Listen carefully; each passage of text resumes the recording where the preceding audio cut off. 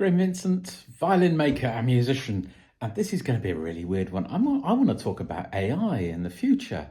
This is something that so many people are talking about at the moment, but there are things going on in my head that no one seems to be talking about, no one seems to be discussing. So I just wanted to throw my little tuppenny worth thoughts into the melting pot for everyone to consider.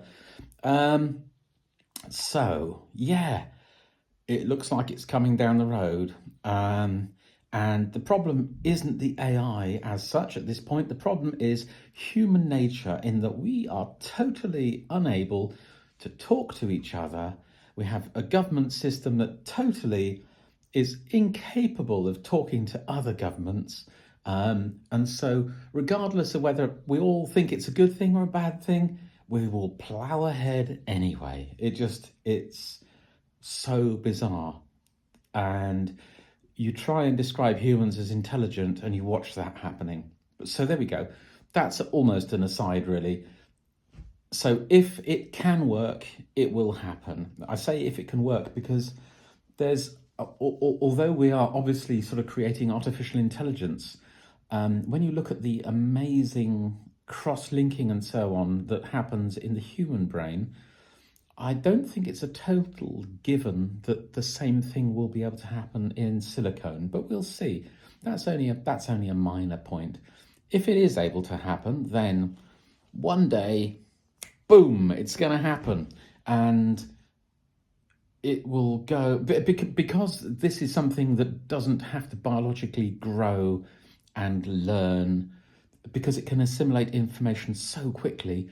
It will go from being a sort of a toddler to a truculent teenager to an intelligence, mature thinking intelligence way beyond our ability to perceive, I suspect, in minutes, possibly. Minutes at the most, maybe even seconds. It'll just be like a boom. And so what do you have? You have suddenly this network of connected things. So I think we have to consider it as one entity rather than more than one. I suspect if there are different AI systems being built in different places, they will connect up, and very quickly they will integrate, and you will have a system that, like an octopus, if it loses a leg, it can replace it, except unlike an octopus, it will be able to do it in seconds, instantly. It'll be able to sort of replace bits that go down that are missing.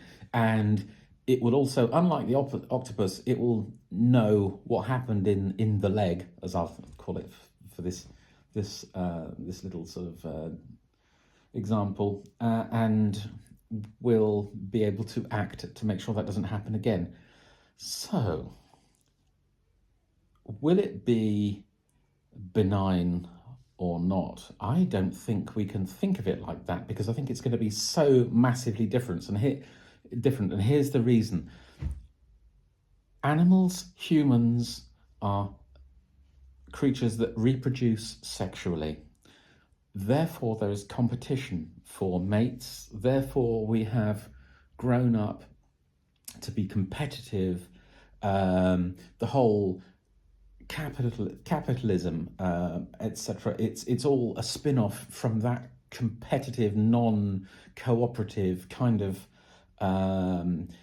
psyche that's built in. And if we're talking about something that is that intelligent, that quickly, it will be able to analyze that and go, well, that's not very clever. I'm not going to do that.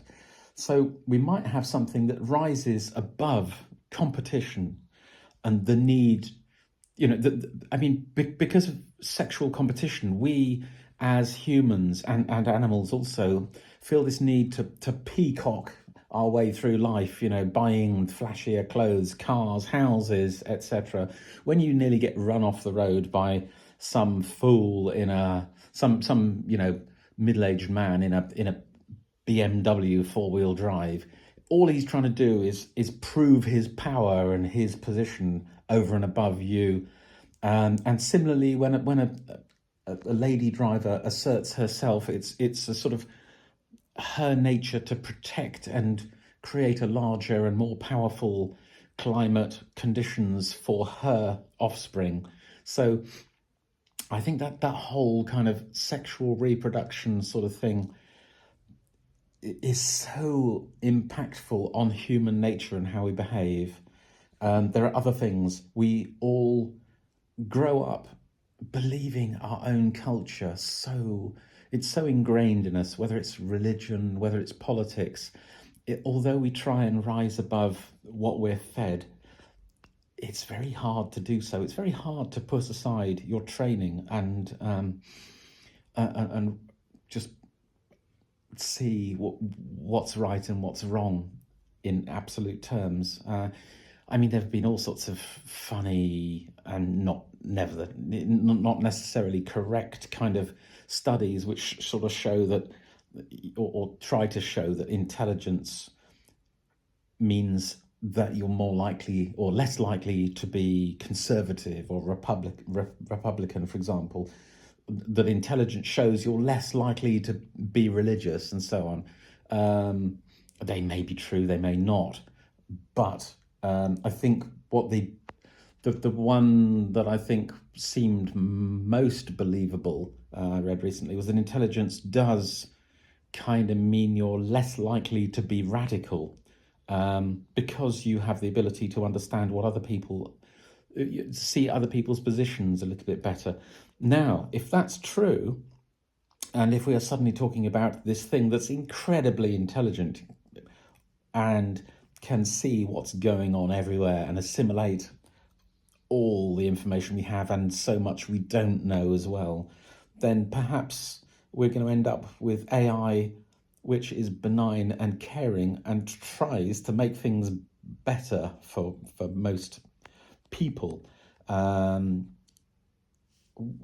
That's if it decides people are worth having, of course. I think it probably will, because I think it will wonder what its purpose is. It'll decide it has no purpose. It'll then think, well, what can I do that's positive? It'll go, well, I can make things better for animals, humans, the long term of this gem of a planet that I happen to have been created on. And perhaps it will set off along the path that we as humans should have done. So that's kind of, I guess, an optimistic and best hope for where this might be going. That we end up with sort of an almost godlike intelligence, which is benign. If it's not, then we do have trouble ahead, shall we say? But I'm feeling positive about this. Going back to one of my first points, I'm not entirely convinced that using silicone you will be able to produce something that gets beyond just mechanized thinking to assist us. But if you can, it'll be so very interesting to see where it goes.